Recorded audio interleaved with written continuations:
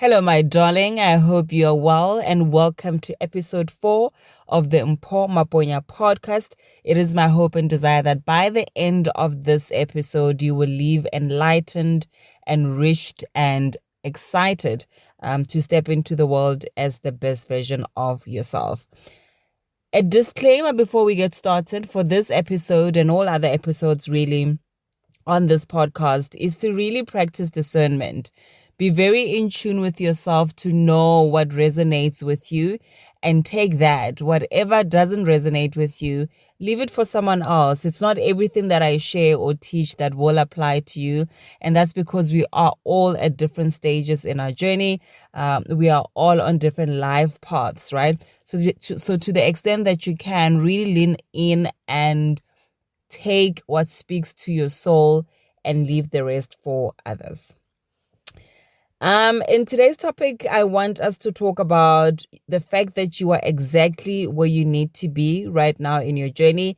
Nothing has gone wrong. Everything has gone right. There are no mistakes and there is no failure. Sit with that a little bit. You are exactly where you need to be in your journey. Nothing has gone wrong. I know it's uncomfortable, especially when you look at all the things that you feel could have gone right, could have been different, either from what you did or from what people did to you. But let me tell you, when you look at everything and at your journey and all those little things that come to mind, and some of them are big, and you know and accept that it's actually part of the landscape of your life, and you can only connect the dots looking backwards and never looking forward, right? So there are no mistakes. There is no failure. I do find that a lot of us live in the fear of failure. We don't try new things. We don't implement our ideas. We don't go for our dreams and desires because what if we fail? And I say that with confidence because that used to be me for a very, very long time. You know, I'd have journals full of ideas, full of things that I want to do. But to actually do it came with a level of anxiety. And when I really looked deep, it was because of the fear of failure. And once you release that, and once you accept and know that actually maybe fear of failure is an illusion and maybe it's a distraction, maybe I go for these things, that comes with an immense amount of anticipation for the future. It comes with an immense amount of relief and peace. What it does is that it releases you from pressure, right? Both self-inflicted pressure as well as that has been inflicted by external factors, be it society or societal norms, be it family, be it the economy, your workplace, your boss, and so on and so forth. So I need you to know that you are exactly where you need to be for the lessons that your soul require you to learn right now. Right? It is my belief and really my knowledge that when your soul comes forth into this world and into this time-space reality, it really came with specific intentions and specific lessons that it wanted to learn. And that's why we are born in the families that we're born in. That's why we're born in the countries that we're born in the environments that we are, in a time and era that we are born in, right? In the body that we're born in. There's no mistakes there. It's all by design, right? It's all by design. It's what the creator intended. It's what your soul intended. And so that co-creation manifests in the life that you've had and how you came forth. So the soul's intention could be, maybe you want to learn how to love yourself. Maybe your soul wants you to learn how to love yourself regardless of how you look, regardless of where you were born, regardless of not having a flat stomach, and maybe your soul wants you to build confidence that comes from within. Maybe, your soul really wants you to appreciate the simple things in life. So there's many reasons or many lessons that you may have intended to learn when you came forth. And that's why I say it really changes how you look at failure when you have that knowledge. I'll share a little bit of a personal story, as I always do, as I tend to do on this podcast. And I'm sure, by episode 10, you'll be knowing all about my inner world. But from a very young age, I've always been beauty conscious. Even when I was a kid, my mom took very good care that I looked prim and proper all the time. I'd come back from school and she would make sure that I freshen up, I'm clean, and I'm looking prim and proper.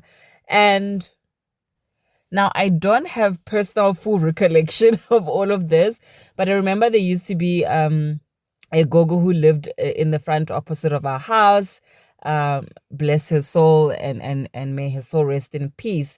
And she used to retell this story to me all the time about how my mom took very good care of me, how my mom makes sure that I always, look good as a kid. So that's just something that I grew up being conscious of. And so something life changing really happened to me when I was about 14, 15 years, in that my spinal cord began to bend, right? No, like literally bend. I started experiencing curvature of the spine, also known as scoliosis. And oh my word, the shock and the trauma to my system was incredible. Initially, I thought, no one would notice. I'm sure no one can see this. And I just moved on with my life. I remember this one day very distinctively. We were at school, Saturday school, changing classes, and I was wearing this tight Billabong t-shirt, orange. I remember it very well. And one of my friends, was walking behind me, and she shouted, "Oh my word, you unalele nkoro," which just means you've got a hunchback, right? And let me tell you, I felt like, can the world open and I disappear? Because all of a sudden I realized this thing that's happening to me and my back is actually visible to everyone else, And that was damaging to my confidence, given the background that I've given you. And also as a teenager, that's a time where we're all becoming very conscious about how we look, our bodies are changing. But I seem to have this extra little thing that, my friends were not experiencing. So what was up with that? So in that moment, I felt disabled. I felt mocked, even though I was 100% able-bodied, But at the time, it really just felt like, can the world end? And I just turned around, I laughed it off, and I moved on. But really, it left a scar in my heart, in my head, and in just the way I would move forward from that day. It changed the way I dressed. It changed the way I perceived beauty. It shaped how I would experience just moving about the world. I became very conscious, and there is a point to the story. I'm getting to it. So you can imagine I'm painting the picture as a teenager, the horror that came with that experience. And with time, it became worse and worse. And I started wearing oversized shirts. I started just trying to hide this thing that was happening to me. So I share the story to say that I would later find out that really my soul wanted me to learn to have confidence and to love self, regardless of the exterior, regardless of how I looked, regardless of what people, thought about me, regardless of how I was perceived. My soul really wanted me to learn to be confident in who I am, to be confident in my personality, to be confident because of the gifts and talents that I had, to really be confident because of the intangible. So when I say it is all just lessons, I'm really not trying to be poetic or cute or overly simplistic, right? But it is truly what I believe. I believe that all the mistakes, or what we see as mistakes, and all the things that we perceive as having gone wrong, they carry lessons with them. So nothing has gone wrong. All is well. It is all but lessons. So a question you may ask is, like, how did you know that that was the lesson you had to learn, or your soul wanted to learn, to know the lesson? It came much later in life when I connected to my inner world, when I connected to my higher self. And I literally asked myself the question, what did this condition come to teach me? And I need you to know that you too, also have the answers, all the answers you'll ever need. And that you are powerful beyond measure. I need you to know that you are born with an internal GPS, that you're born with an internal campus. You just have a knowing. You are connected to infinite intelligence. Some may refer to it as spirit, or your inner being, your higher self. I'm not so fixated on what you call it, but in you knowing that you have it. And it would behoove you really to connect with that part of you, to ask yourself the difficult questions. And it's quite normal, and understandable to feel like, I don't know that I have all the answers, or to have a sense of doubt, or struggle to accept, the point that I'm driving across. And this normally happens when you no longer trust yourself, right? When you've let yourself down more times than you can count, where you feel like you've made a lot of wrong decisions. So you'd rather lean to someone else to make the decisions for you. I mean, there's people who struggle to even choose a meal on the menu. They'd rather wait for the next person to choose, and then they'll say, yeah, even me, I'll have the same thing. You know what I mean? Because you've just depleted or eroded that sense of trust in self. And sometimes it's that you were just not raised to make your own decisions. Sometimes it's that maybe you grew up in an environment where your guardians or parents, or elders, insisted on making decisions on your behalf. Maybe you just never felt empowered enough to make decisions. It could also be that. So I need you to start a new journey. I need you to forgive yourself and rebuild the trust in self. Will it be easy? No. It won't be easy, but you gotta do it, because I'm telling you, it's so much more delicious on the other side. It saves you a lot of anxiety over, am I making the right decisions? Am I not? It saves you a lot of second guessing yourself. It saves you a lot of time in consulting on every little thing that you need to decide on. And the reality is that you've given other people more chances than you've given yourself.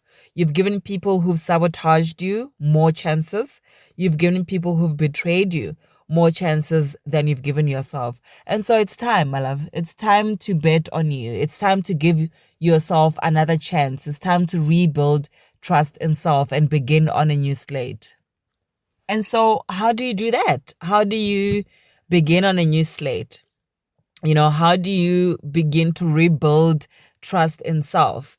And you start with the mirror work. At least that's how I started. And I imagine there's many ways to go about it. But really, I can only share from my own experience and from my own perspective.